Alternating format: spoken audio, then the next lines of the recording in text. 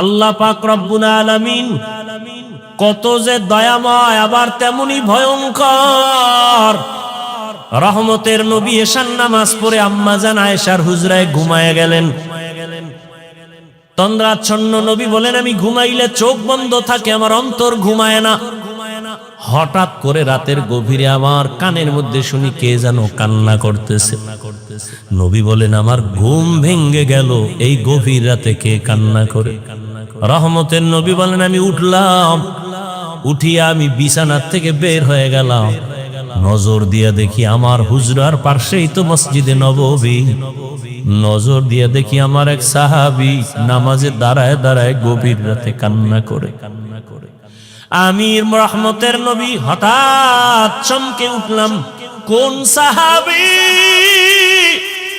এই গভীর রজনীতে কাঁদে? ভালো করে নজর করে দেখি, আল্লাহর পেয়ারা সাহাবী আমার আবু বকর গভীর রজনীতে নামাজে দাঁড়ায় কান্না করে। আমি বাহিরে অপেক্ষমান, আবু বকর হাউ মাউ করে কান্না করে নামাজ শেষ করে বের হয়। আমাকে দেখে আবু বকর আতঙ্কিত হয়ে গেল। আমি প্রশ্ন করলাম, হে আবু বকর, আপনি গভীর রাতে নামাজে দাঁড়ায় কান্না করলেন কেন?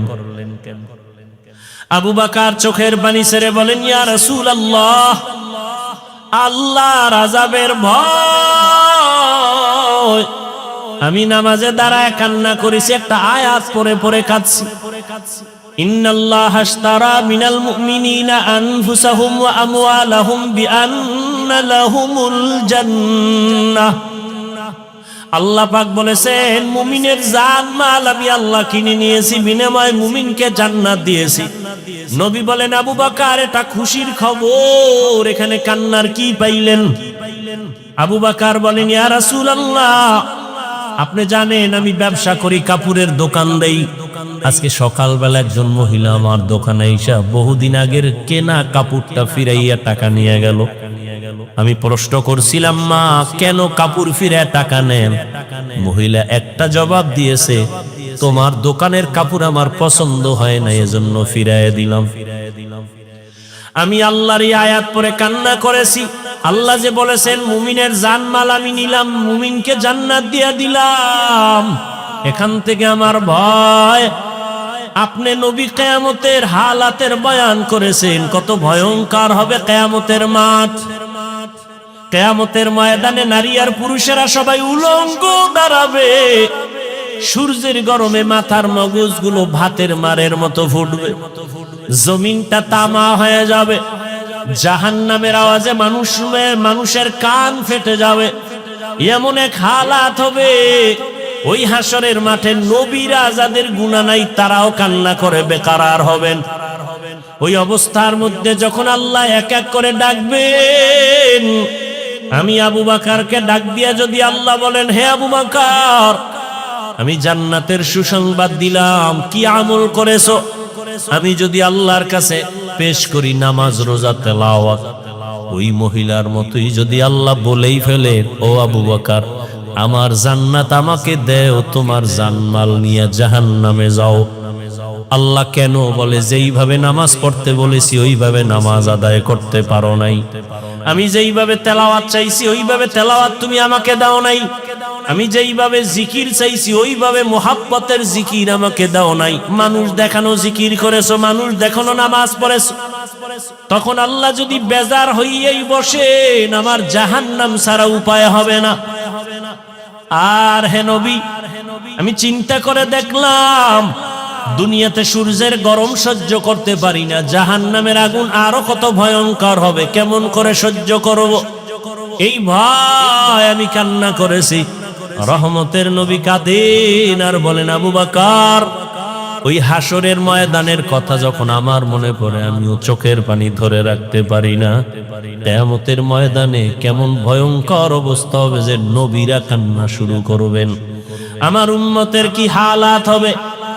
এর এলাকার মুসলমান, হে যুবক, ও পর্দার আড়ালের, দুনিয়াতে একটা সূর্যের গরম সহ্য করা যায় না, বেতের বাড়ি সহ্য করা যায় না, মশার কামড় সহ্য করা যায় না। গুনাহ নিয়ে কবরে গেলে জাহান্নামের আগুনের গরম, হাসরের ময়দানে আরো কত ভয়ঙ্কর আযাব। এখনো সময় আছে, তওবা করে নেন। মনে মনে আল্লাহকে বলেন, হে আল্লাহ, দুনিয়ার রং তামাশায় সময় তো কম কাটাইলাম না, মন মতো ঘুরলাম ফিরলাম, আর কয়দিন বাঁচবো জানা নাই। এখন থেকে তওবার নিয়ত করে ফেললাম, আর জীবনে বেপরদায় চলবো না, নামাজ ছাড়বো না, দাড়ি কাটবো না। আল্লাহ হেদায়েত না দিল, এই যে বললাম, যেই নবীজিকে এক নজর দেখলে জাহান্নামের আগুন হারাম, যেই রসুলের চেহারা মোবারক দেখলে পেটের ক্ষুধা থাকে না, সেই নবীজিকে 13টা বছর সামনে বসে দেখলো, বয়ান শুনলো, কালেমা পড়ে নাই। জানেন এত বড় বেঈমানের নাম কে? এর নাম কপাল। আর অন্যদিকে 27 বছরের যুবক তরবারি নিয়ে দৌড়ায়, নবীকে জবাই করবে। কয় বছর? 27 বছরের যুবক তরবারি নিয়ে দৌড়ায়, রহমতের নবীর কল্লা কেটে নিয়ে আসবে।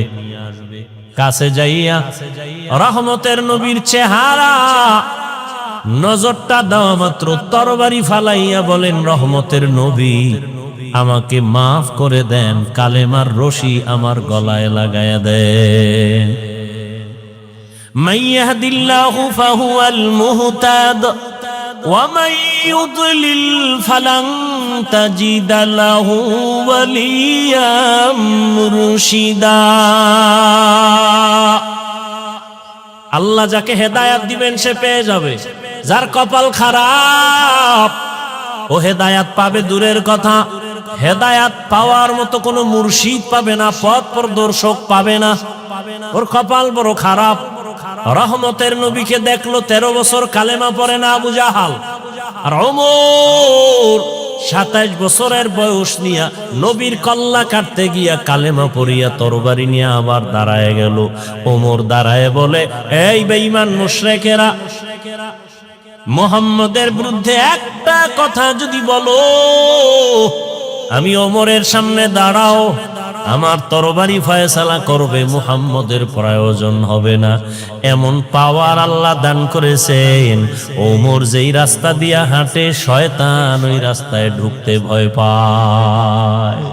আর কে তারাত খৌফে হকদার দিল মাদাম, জন্নতুল মাওয়া দেহদ রামকাম জুজবা হক চীজে মখাজ ইনসো যা ফজলে উ আমস্তে দর জুমলা জাহা।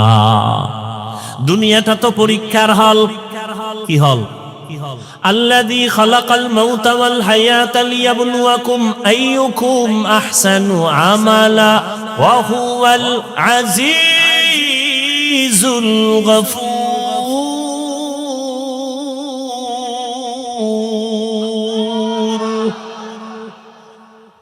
আল্লাহ বলেন দুনিয়াটা পরীক্ষার হল, আমি আমলের পরীক্ষা নিব। পরীক্ষার হলে ঢুকার পরে প্রশ্নের উত্তর উল্টা লেখলো, বাধা দেয় না? দেয়নি? দেয়। ভালো লাগবে তাকেও কোনো আলাদা ছাড় নেয় না। দুনিয়াটা পরীক্ষার হল। পরীক্ষার হল মানে স্বাধীনতা। প্রশ্নের উত্তর ভালো লেখো, বাধা নাই, উল্টা লেখো, নিষেধ নাই। কেন পরীক্ষার হল? ফলাফলের বেলায় অনুভব করবা তুমি পাস করছো না ফেল করছো, তুমি পুরস্কার পাইবা না তিরস্কৃত হবা। পরীক্ষার হল দুনিয়াটা। এখানে কেউ নামাজ পড়বে, কেউ পড়বে না। যে পড়বে না আল্লাহ তাকে বাধাও দিবেন না, যে পড়বে আল্লাহ তাকে নিষেধও করবেন না। দুনিয়াটা পরীক্ষার হল। এখানে কেউ দাড়ি রাখবে, কেউ দাড়ি রাখবে না। যে দাড়ি রাখবে না আল্লাহ তাকে নিষেধ করেন না, বাধাও দেন না। যে দাড়ি রাখবে আল্লাহ তাকে নিষেধও করবেন না। যে দাড়ি রাখে না সেও যেই আসমানের সূর্যের আলো ভোগ করবে, যে দাড়ি রাখবে সে একই সূর্যের আলো ভোগ করবে। দাড়িওয়ালা মুমিন যেই গাছের ফল খাওয়ার স্বাধীনতা পায়, যে মুমিন না সেও ওই ফল খাওয়ার স্বাধীনতা আছে। কেন? বলে পরীক্ষার হল, বাধা দেওয়ার জায়গা না, সবাই স্বাধীন। ফলাফলের বেলায় দেখা যাবে তুমি জান্নাতি না জাহান্নামী। ফলাফলের বেলায় টের পাইবা কে পুরস্কার পাইবা কে তিরস্কৃত হইবা। পরীক্ষার হল। মন্দিরেরও দরজা খোলা, মসজিদেরও দরজা খোলা। মন্দিরে ঢুকো বাধা নাই, মসজিদে ঢুকো নিষেধ নাই। পরীক্ষার হল। গানের বাজনা মাইক চলে, গানের প্যান্ডেল চলে, মেলার আওয়াজ চলে, নাচ গানের মাইক চলে, ওয়াজেরও মাইক চলে। এটাই তোমার পরীক্ষার হল। তুমি গানের প্যান্ডেলে ঢুকবা নাকি তুমি কোরআনের প্যান্ডেলে ঢুকবা? পরীক্ষার হল। তোমাকে স্বাধীনতা দেওয়া হয়েছে, তুমি চাইলে প্যান্ডেল গানেরটায় ঢুকতে পারো, তোমাকে বাধা দেয়া হবে না।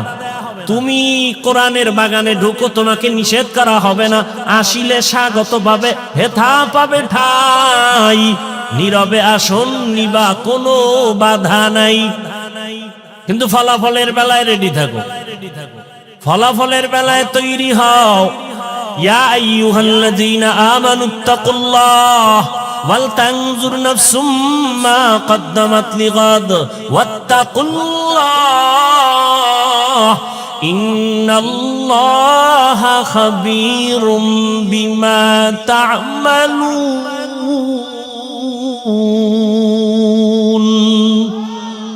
ই কালামে জিন্দা কুরআনে হাকীম হিকমতে উলায়া জালাসতু কদিম জামিউল ইলম ফিল কুরআনে হাকীম তাকাসারাত আনহু আফহামুর রিজালি।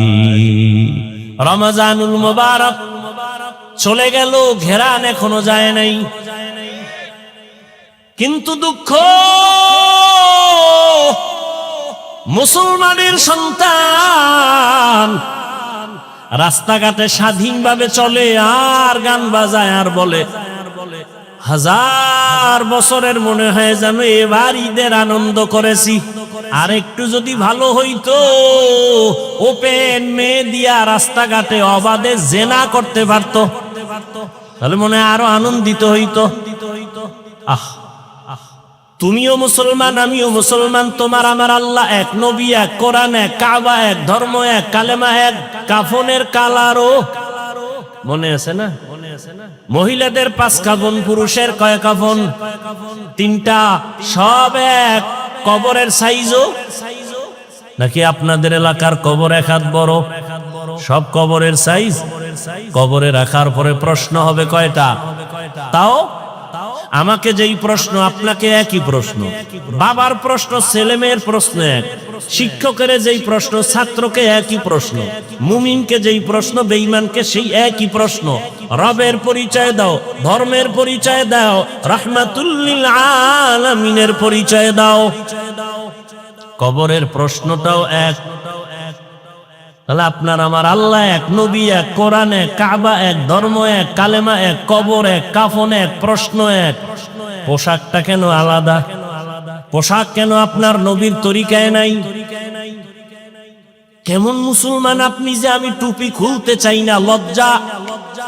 আর আপনি কেমন ভিআইপি মুসলমান যে টুপি দিতে চান না, লজ্জা। আমি দাড়ি কাটতে চাই না, লজ্জা। আপনি কেমন মুসলমান যে দাড়ি রাখতে চান না, লজ্জা। আমি দাড়ির ওয়াজ করলে আপনার কষ্ট লাগে। সেদিন এক জায়গায় গেলাম, কয় হুজুর আপনাকে ওয়াজে আসতে অনেকে বাধা দিছে কেন? আপনি দাড়ির ওয়াজ বেশি করেন।